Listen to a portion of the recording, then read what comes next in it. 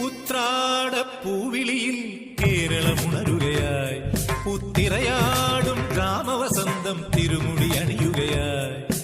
ഉത്രാടപ്പൂവിളിയിൽ കേരളമുണരുകയായി, പുത്തിരയാടും ഗ്രാമവസന്തം തിരുമുടി അണിയുകയായി. പടയണിയും then പഴമകളും പഴമുതിരും പൊൻപാർവണവും മധുമയലഹരിയിൽ അടിമുടിയുലയുകയായി. പ്രകൃതി തൊഴുതുണരും ഇവിടെയൊരുമ